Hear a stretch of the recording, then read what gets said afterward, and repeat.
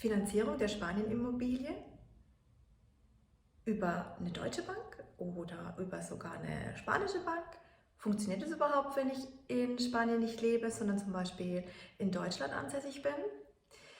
Dieses Thema führt immer zu vielen Fragen und Unsicherheiten, und ich möchte mit diesem Video ein bisschen Licht ins Dunkle bringen und einige dieser Fragen beantworten, wie unter anderem, was man beachten muss, wenn man eine Finanzierung über eine spanische Bank beantragen muss, wie hoch die Beleihungsgrenze ist, was für Unterlagen beigebracht werden muss, wie man an diese Finanzierung herankommt.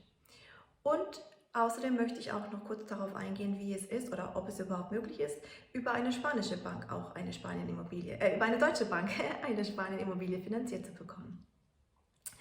Vorab, auch wenn du nicht in Spanien lebst, sondern in der Eurozone ansässig bist, hast du die Möglichkeit, auch über eine spanische Bank eine Finanzierung der Immobilie zu bekommen. Die Voraussetzung ist ganz einfach: wo bist du steuerlich ansässig? Da unterscheiden die Banken einfach. Bist du in Spanien steuerpflichtig, dann giltst du als steuerlich ansässig in Spanien, bist du sogenannter Residente, also Ansässiger. Wenn du aber hingegen in einem anderen Land der Eurozone steuerpflichtig bist, wie es zum Beispiel in Deutschland dein Welteinkommen versteuerst, dann bist du nicht in Spanien steuerlich ansässig und ein sogenannter No Residente, also nicht Ansässiger in steuerlicher Hinsicht in Spanien.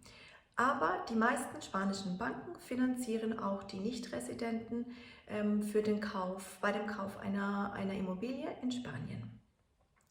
Als Nichtresidenter ist die Beleihungsgrenze geringer als bei einem, der steuerlich ansässig ist in Spanien. Die Beleihungsgrenze als No Residente liegt zwischen 60 und 70% des Immobilienwertes. Stichwort hier Immobilienwert, der nicht gleichzusetzen ist mit Kaufpreis, also mit dem Kaufpreis, den du bezahlst. Denn um diesen Immobilienwert zu berechnen, verlangt die Bank ein Gutachten, das ein offiziell bestätigter Gutachter erstellen muss. Entweder die Bank gibt dir die Kontakte oder du kannst auch selber einen heraussuchen. Da gibt es eine offizielle Liste, wo man das heraussuchen kann.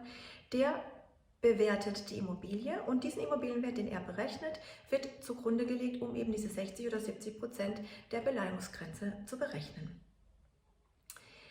Dann musst du also ungefähr dann nochmal mit 45% Eigenkapital rechnen. Also wenn du zum Beispiel 70% finanziert bekommst, musst du noch 30% abdecken bis zu 100%, plus dann nochmal 10 bis 15% der Kaufnebenkosten. Wie bekomme ich die Finanzierung? Ganz einfach, du kontaktierst die Banken direkt oder gehst über einen Finanzierungsvermittler. Ein Finanzierungsvermittler kann sehr sinnvoll sein, weil er dir auch noch hilft, die ganzen Unterlagen zusammenzustellen, die teilweise sehr aufwendig sein können. Und wenn du jemanden an deiner Seite hast, der dir hilft, die zu bündeln und zu strukturieren, ist das sicher ein Vorteil. Und wenn du möchtest, habe ich in meinem Netzwerk auch noch Finanzierungsvermittler, die dich auch auf Deutsch beraten können und Kontakt zu deutschen oder eben auch spanischen Banken haben. Nochmal der Vollständigkeit halber möchte ich noch das Thema deutsche Banken ansprechen. Es gibt auch deutsche Banken, die den Kauf einer Spanien-Immobilie finanzieren. Die meisten verlangen aber eine lastenfreie Immobilie, die du in Deutschland hast, die dann eben als Sicherheit gegeben wird. Am besten kontaktierst du direkt deine Hausbank und fragst nach den Bedingungen. Wenn du noch mehr Fragen zum Thema Finanzierung hast oder den Kontakt zu einem Finanzierungsvermittler haben möchtest, schreib mich gerne an oder mach einen Termin mit mir aus.